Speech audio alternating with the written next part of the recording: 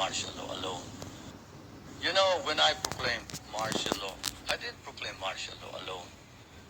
It is made to appear as if I just signed the decree and said, I impose martial law on each and every one of you. No. I asked the legislature to please pass a law proclaiming martial law because there was anarchy in the country. Now, let me say this. The opposition was strong, and they were members of the Security Council, and somehow they adopted a resolution which required that there be a unanimous vote for the armed forces to be able to move. And therefore, the armed forces was immobilized. At the same time, I asked the opposition party to come and join me in a coalition government. I offered one half of the cabinet. And of course, they laughed at me and said, why should we join you? We're going to take over the government. By the time you're through with the exercise, you're dead, politically and otherwise. So, and they refused to join me. I asked the advice of the judiciary.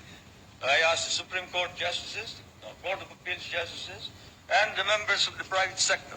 And all of them told me there's only one man who can proclaim martial law, and that is the President. And you are it.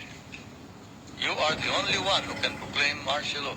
This is why I must carry this particular mark in our history. I could not have transferred it to the legislature. Why? Because the legislature did not have the power. What does the Constitution provide?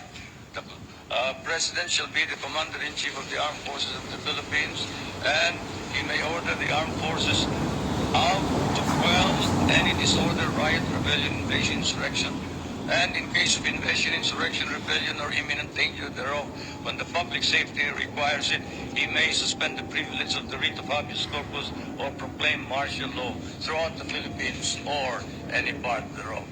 What does that provision provide? It provides that only the President can proclaim martial law. I repeat, that is why I had to assume responsibility. And I am not one for shirking duty. The people said there was necessity for proclaiming martial law. And the people said, you are the only official who can proclaim martial law. So I proclaim martial law. And I sincerely believe that it was necessary to proclaim martial law to install order and stability because there was complete anarchy throughout the country at the time. Now, therefore, at that particular period, what was the status of our government? Our government was immobilized, impotent. The armed forces could not move out. The industry was not at all in any way moving. There was no income coming into government. Everybody was running away. They burned the U.S. partly burned the U.S. embassy, tried to burn it anyway. They tried to kidnap the American ambassador. American ambassador was Byron, Ambassador Byron. And they tried to kidnap our foreign minister, Romulo, whom you just saw today. And I told him, you better disappear because I will not ransom you.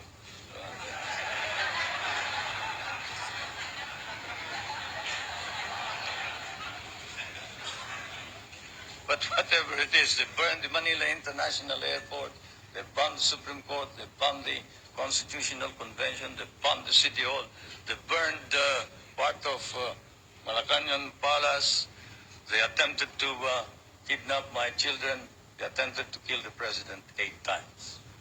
There was, of course, an attempted assassination against the First Lady. You all know about that. And this required that I immediately act on it, and so I did.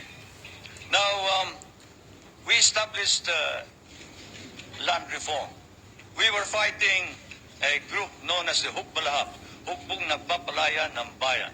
It was socialist inclined. It was leftist. But they were friends of mine because we had fought in the Second World War together. And so I approached them and I said, look, I'm going to establish land reform. if you're fighting for land reform against the feudalistic agrarian system, then you must join me. And they did.